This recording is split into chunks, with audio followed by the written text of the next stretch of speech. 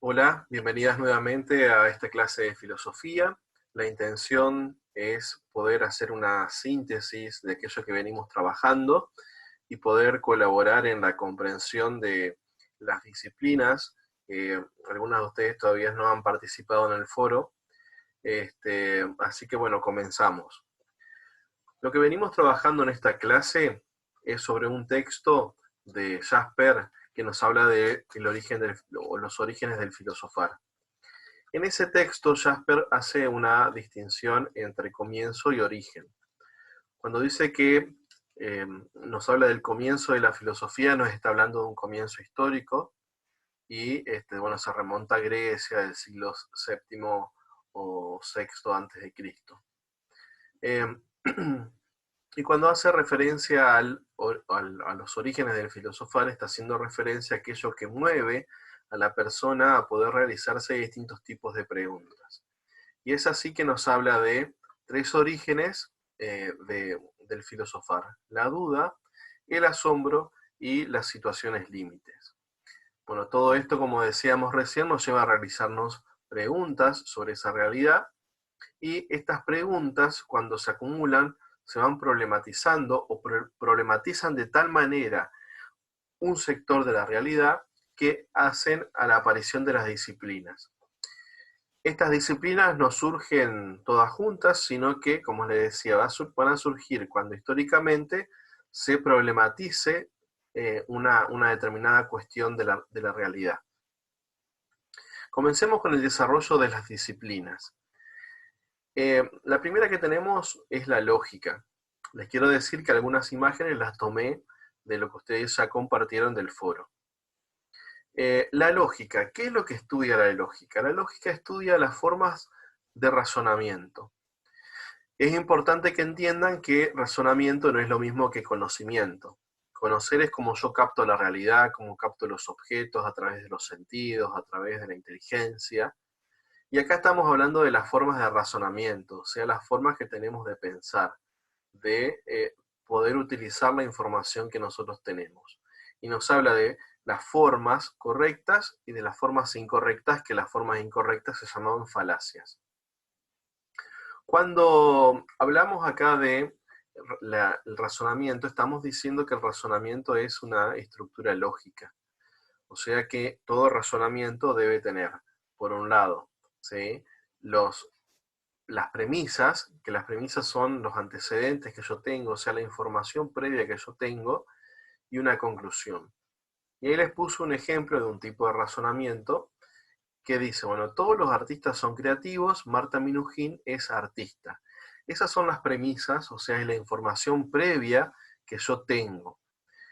Relacionando esos dos tipos de premisas, esos dos tipos de antecedentes, voy a obtener una conclusión. ¿Sí? Siempre la conclusión se distingue por tener adelante el por lo tanto, el entonces, sin embargo, o sea, algo que indique que esa última evaluación es una conclusión. Entonces, yo digo que todos los artistas son creativos y Marta Minujín es artista, por lógica, ¿sí?, o por siguiendo la estructura lógica de los razonamientos, vamos a decir que Marta Minujín es creativa. ¿Sí? Fíjense que no nos interesa acá saber si es verdad o no esto que está diciendo, sino que solamente nos detenemos en la estructura lógica. ¿Tá?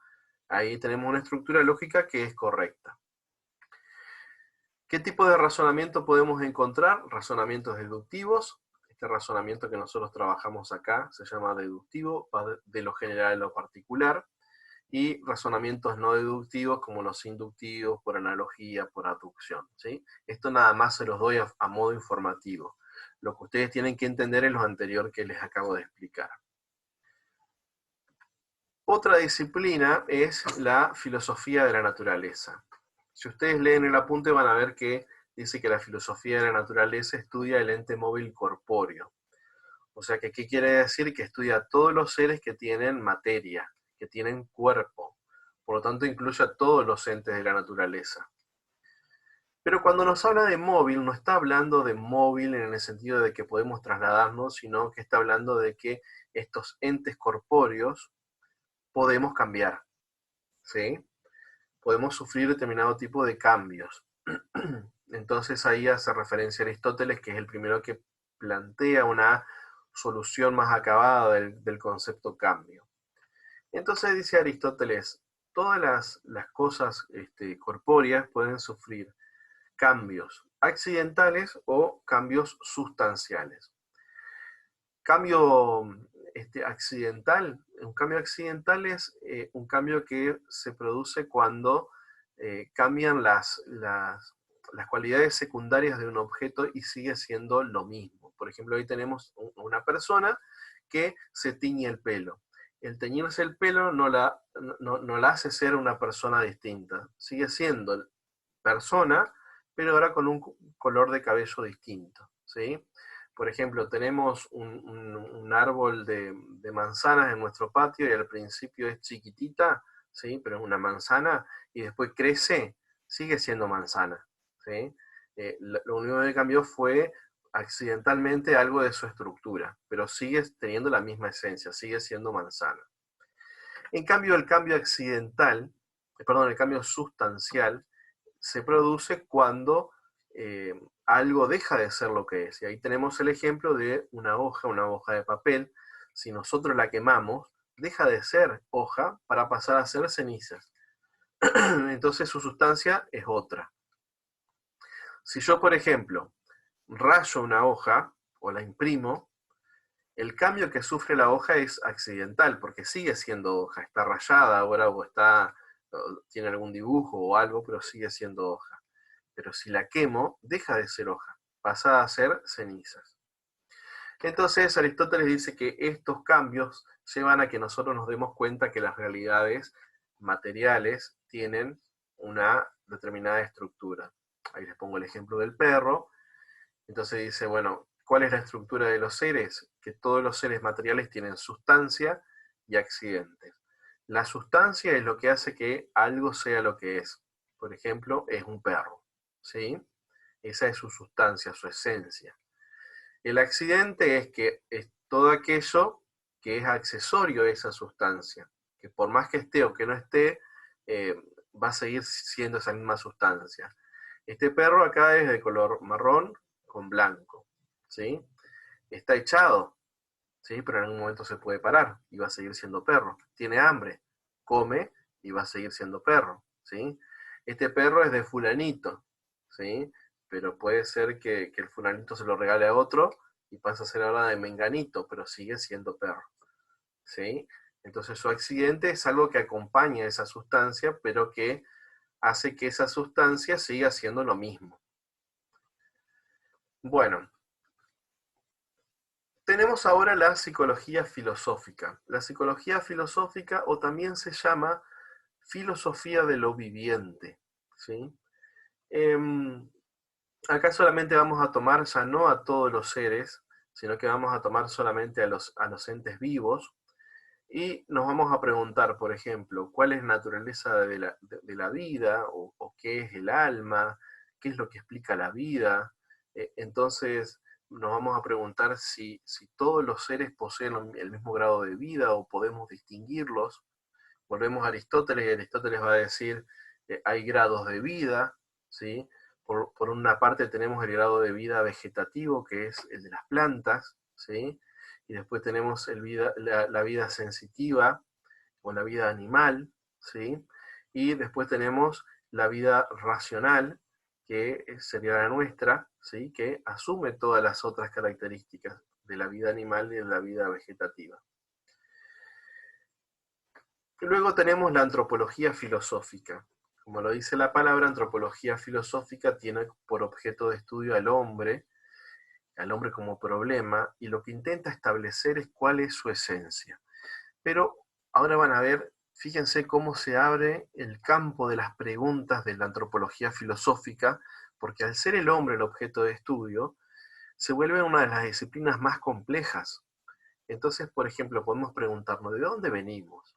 ¿Sí? Entonces, por ejemplo, la cuestión de la evolución indica que el hombre es igual o distinto al animal. ¿Y es así o no es así?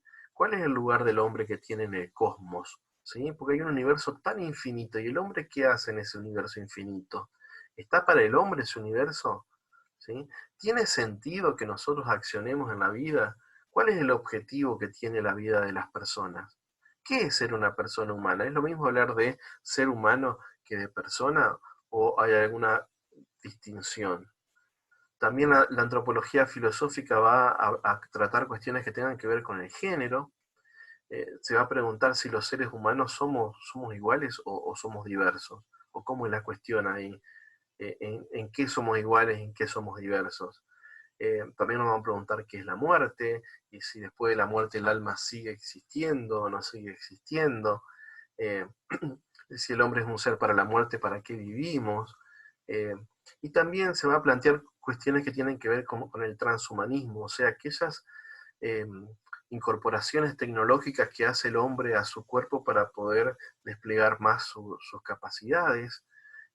Bueno, esas son cuestiones que va a trabajar la antropología filosófica.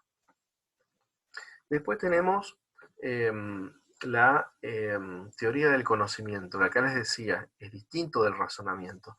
Acá sí nos vamos a preguntar qué es el conocimiento humano, ¿sí? ¿Cómo conoce el ser humano? ¿Cuál es la fuente del conocimiento? ¿Son los sentidos o la inteligencia? ¿O es los sentidos y la inteligencia en su conjunto? Y esta teoría del conocimiento vamos a ver que se problematiza o surge con mucha más fuerza en la época moderna, donde surge el racionalismo, el empirismo, el idealismo trascendental. Les doy un ejemplo así cortito como para que entiendan. El racionalismo dice, solo es válido el conocimiento que proviene de la razón. Y el empirismo va a decir, no, si nosotros no lo podemos constatar a través de los sentidos, no existe. Entonces el único conocimiento válido es el conocimiento de los sentidos, ¿sí? Solamente para que tengan un ejemplo, después, más adelante lo vamos a profundizar. Y eh, acá nos vamos a preguntar si sobre la verdad, sobre la certeza, sobre el error, sobre la duda, la opinión, ¿qué son esos? ¿Son todos iguales? ¿Tienen el mismo valor? ¿O es distinto uno de otros? Otra disciplina que vamos a trabajar es la epistemología, que como muy bien pusieron ustedes, es la disciplina de la filosofía que trata sobre el conocimiento científico, intenta clasificar las ciencias, por ejemplo, ahí tenemos imágenes, por un lado clasifica las ciencias que serían como las más experimentales, y por otro lado las sociales, nos faltan también ahí las formales. Entonces, la epistemología lo que intenta estudiar es la coordinación o la consonancia que existe entre la metodología y el objeto de estudio también.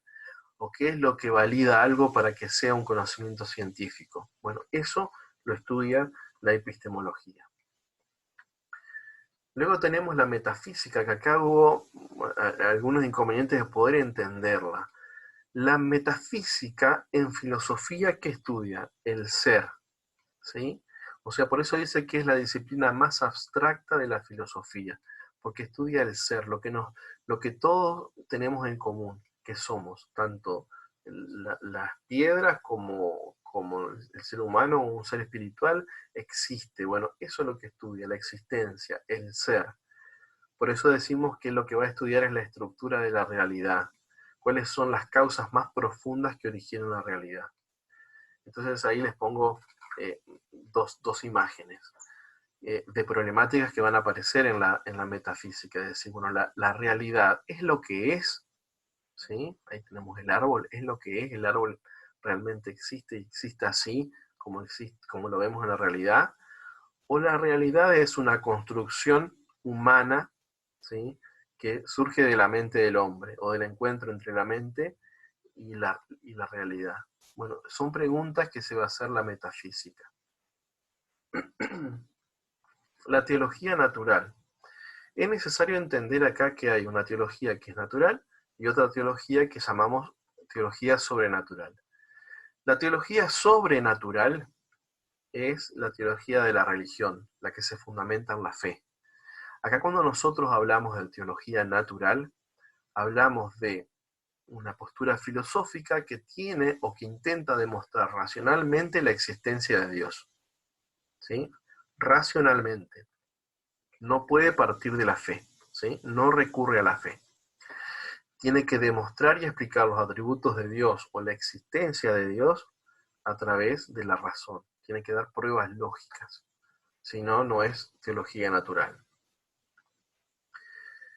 La ética. La ética lo que va a estudiar es el obrar humano, el problema del obrar humano, o sea, va a estudiar los actos humanos, aquellos actos en el que el hombre es consciente y hace uso de su voluntad. Fíjense ahí la imagen, lo tenemos a Homero, el Homero bueno, el Homero malo, donde Homero está pensando a ver qué es lo que tiene que hacer, o se está discerniendo qué es lo que tiene que hacer, ¿sí? Y sabe que la decisión que tome va a tener una determinada consecuencia.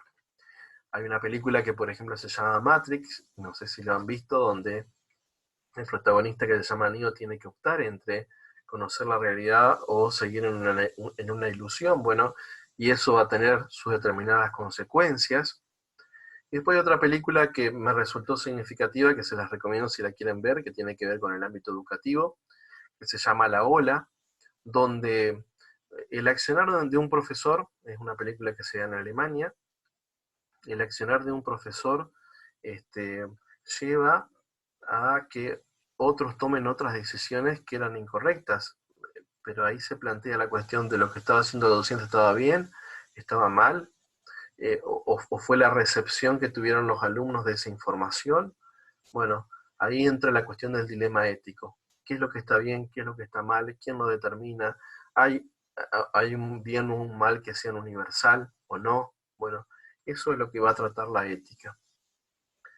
La estética, por otro lado, lo que trata es la belleza de los entes en general, pero principalmente sobre las obras de arte. Entonces se va a preguntar sobre la cuestión artística, quién determina lo que es arte, quién determina lo que no es arte, qué es lo bello, qué es lo feo. ¿Sí? Ahí tenemos una pintura y acá tenemos a un personaje que dice, esto es arte, aprecienlo. O sea que alguien está diciendo lo que es arte y los demás tenemos que apreciarlo porque otro dice que es arte. ¿Es así? ¿Así funciona el arte? ¿O quién determina que algo puede ser una obra de arte? Esas son preguntas que se hace la estética. La filosofía de la cultura, bueno, en primera instancia va a establecer qué es la cultura, si podemos establecer una esencia de lo que es la cultura. Y a partir de eso, la filosofía de la cultura lo que estudia son las relaciones que se dan entre el hombre y la cultura y los valores, si, bueno, decíamos si existe una esencia de la cultura, qué es la multiculturalidad, y frente a la multiculturalidad, la globalización, qué papel juega, la cuestión también de las culturas de masa. Bueno, esas son preguntas que se va a intentar hacer, o que se hace la filosofía de la cultura y va a intentar resolver. Luego tenemos la filosofía del lenguaje. La filosofía del lenguaje es una de las disciplinas contemporáneas más nuevas, es una de las más complejas por ahí de entender, pero me pareció muy significativa la imagen que eligió una de sus compañeras para poder explicar lo que es la filosofía del lenguaje. ¿Por qué? Porque la filosofía del lenguaje lo que estudia es la relación que existe entre la realidad, el pensamiento y el lenguaje, ¿sí? Y hoy decíamos, bueno, pero ¿qué es la realidad? ¿Se construye o es así? Entonces, vamos a ver que en la filosofía del lenguaje van a haber muchas filosofías que van a decir que el mundo se construye a través de la palabra. O sea, no es que el árbol surge porque yo lo digo, sino que el sentido que yo le doy a la palabra árbol se construye, ¿sí? O sea que las palabras construyen significado y sentido, ¿sí? A veces depende cómo usamos las palabras para darle un determinado significado y eso genera algo. Varias pusieron por ahí algo que decía, no existen las malas palabras, sino los malos sentidos. Bueno, tomemos ese ejemplo. Yo tomo una palabra, ¿sí? Y la digo con más significado, eso genera algo en las personas, o sea, está generando algo de realidad. Pero si esa misma palabra la tomo en otro sentido, ¿sí? La tomamos en jode y demás, eso va a generar otro tipo de realidad. ¿Tá?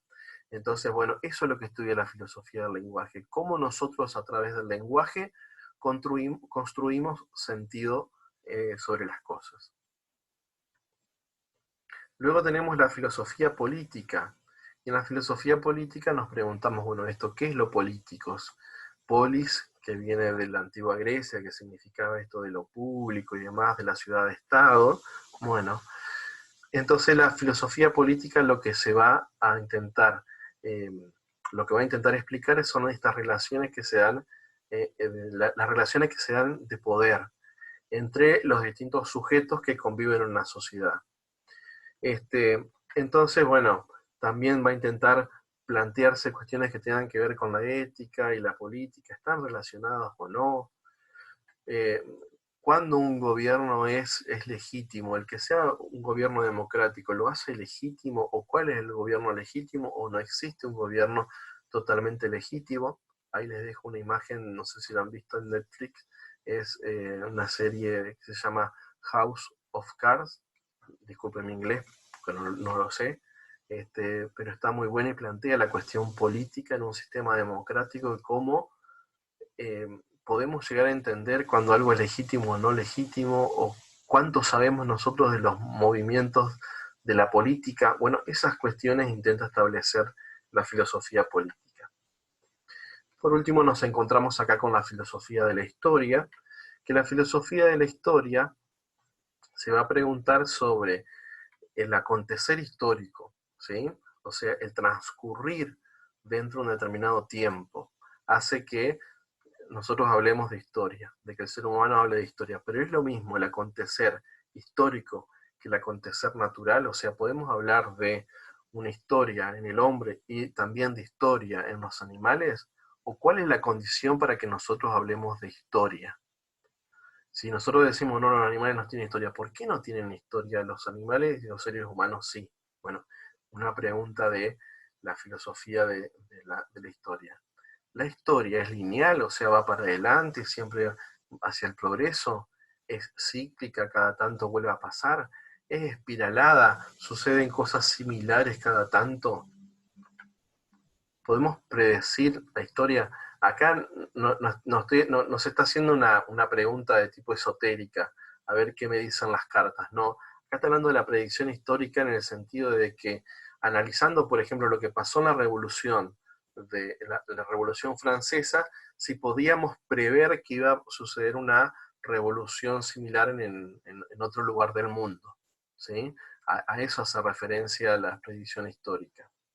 Y también nos vamos a plantear en esta cuestión de si el tiempo es lineal, cíclico o es espiralado, demás, si hay posibilidad de poder quebrar ese tiempo, ¿sí? Y decir, bueno, este tiempo es reversible, podemos regresar en el tiempo, podemos avanzar en el futuro.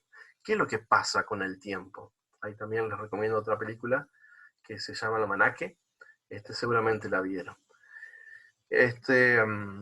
Bueno, espero que les haya servido. Es para complementar aquello que ustedes están trabajando en el foro. Bastante largo el video, ¿por qué? Porque son muchas las disciplinas. Intenté hacerlo lo más rápido posible para que no dure tanto el video. Pero bueno, cualquier cosa ya saben, me consultan y espero que completen las participaciones en el foro. Hasta luego.